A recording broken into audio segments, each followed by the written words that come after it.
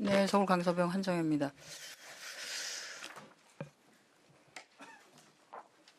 그 한미 관세 협상 마무리로 나온 조인트 팩트 시트 관련해서 법적 성격이 어떻게 됩니까, 장관님?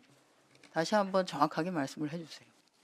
네, 그 MOU 네, 입니다. Memorandum of Understanding, 양해 각서. 양해 각서입니다. 그죠?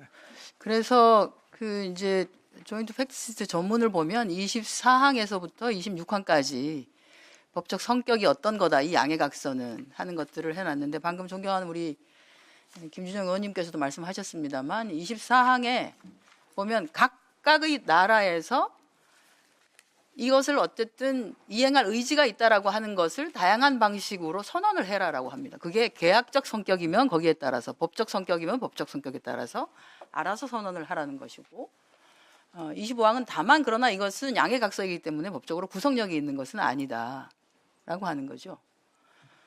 그리고 우리 국내법과 상충되게 해서는 안 된다는 것이고, 그런데 저 양해각서에 그런데 저 선언이나 또는 투자 관련한 사항에 대한 이행을 언제까지 하라고 하는 시한이 정해져 있습니까? 예를 들어서 우리 같은 경우에는 우리는 특별법을 통해서 해야 될 것 같은데, 그 특별법을 그러면 언제까지 만들어라고 하는 그 시한이 정해져 있습니까? 양해각서에?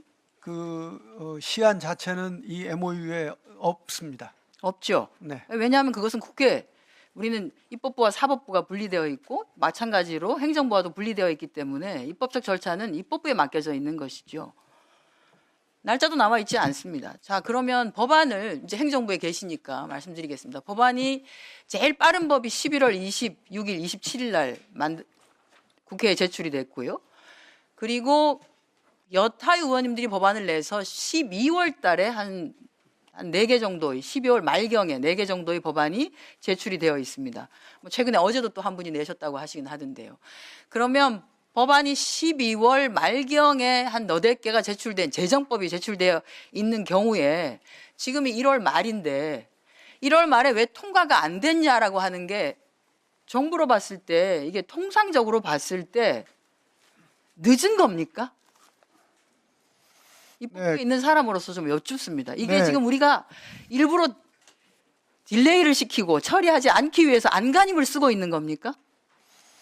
네, 제가 파악한 바로는 11월 26일에 첫 발의가 있었고, 그 다음에 12월 달에 4건이 있었고, 지난 1월 27일에 한 건이 더 발의된 걸로 알고 있습니다.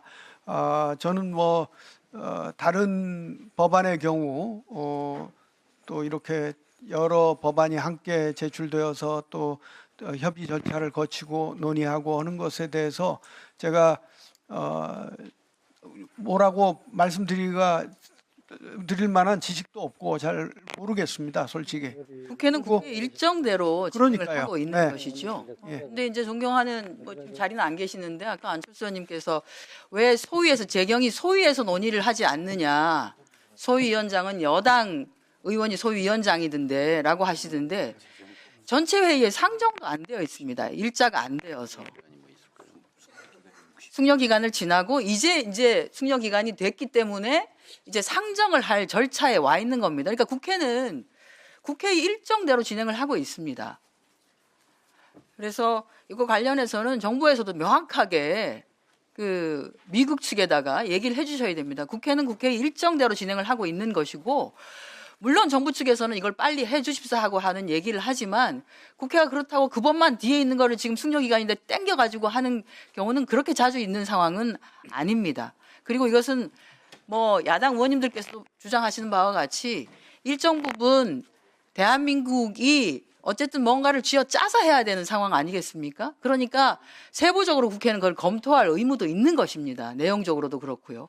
그리고 이게 상호 간에 선언을 통해서 진행하는 것이고, 법률적으로도 어떻게 보면 흔히 말하는 오브리게이션이 안 된다라고 하면, 우리만 너무 탄탄하게 법안을 만들어 놨을 때 하지 않아도 될 일이 생기는데 우리는 그 법에 얽매여서 또 해야 되는 상황, 이런 게 있으면 안 되기 때문에 국회 차원에서 그런 일이 발생하지 않도록 하는 여러 장치들도 검토할 필요는 있다고 생각합니다.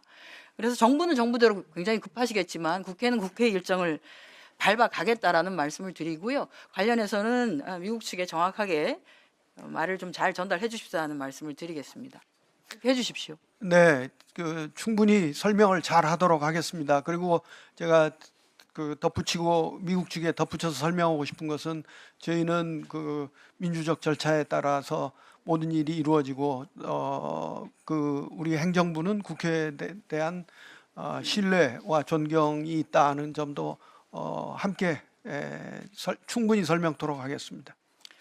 네, 그렇게 해주십시오. 그리고 통일부 장관께서 지금 이제 추진하고 계시는 노동신문 공개 관련해서 여러 의원님들께서 염려되시는 내용도 말씀을 해주시고 하는데 이미 2023년 이제 윤석열 정부죠. 통일부 업무 보고에 보면 북한 자료를 대국민에게 좀 공개하자 관련해서 노동신문부터 시범 공개를 추진하자라고 했고 당시 통일부 장관이었던 권영세 의원께서도 우리 국민들이 북한의 노동신문 보면서 현혹되는 시기는 이미 지났다. 그런데 이제 의원님들께서 청소년들에 대한 걱정을 하고 계십니다. 저는 뭐 그 부분에 대해서는 장관님께서 말씀하신 것처럼 한 번쯤 생각은 해볼 필요는 있다고 생각하고요. 다만 노동신문을 볼 정도의 청소년 같으면 이미 대한민국에 존재하는 모든 신문은 섭렵하고 있는 정도의 수준이 아닐까라는 생각은 해봅니다. 그럼에도 불구하고 야당 의원님들께서 염려를 해주시고 하니 관련한 부분에 대해서는 잘 검토를 해주셨으면 좋겠다는 말씀. 답은 민주시민 교육을 강화하는 것이지 못 보도록 막는 것이 답은 아니라고 봅니다. 대부분의 민주국가들이 적대 국가의 매체를 금지하는 나라는 없습니다. 그동안 대한민국이 유일한 나라였는데 정상적인 그런 과정이라고 생각합니다. 그렇습니다. 그럼에도 불구하고 또 그렇게 걱정을 해주시니 검토를 하시고 기존대로 하는 것이 문제가 없다라고 하시면 예, 잘 알겠습니다.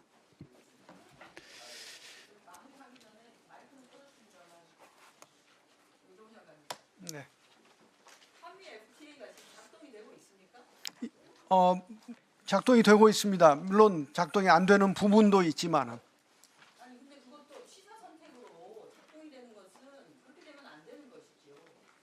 지금 미국 국방 법인의 주주들이 한미 FTA에 근거해서 ISDS 제소를 하겠다라고 하고 있는데 왜 본인들에게 편한 것만 한미 FTA를 작동시키고 그러지 않은 것은 작동 안 하고 이건 FTA가 아닌 거죠. 이 부분에 대해서도 저는 미국 측에 강력하게 항의를 해야 된다고 보고요. 그 부분 역시도 잘 전달해 주시기 바랍니다. 네, 그렇게 하겠습니다.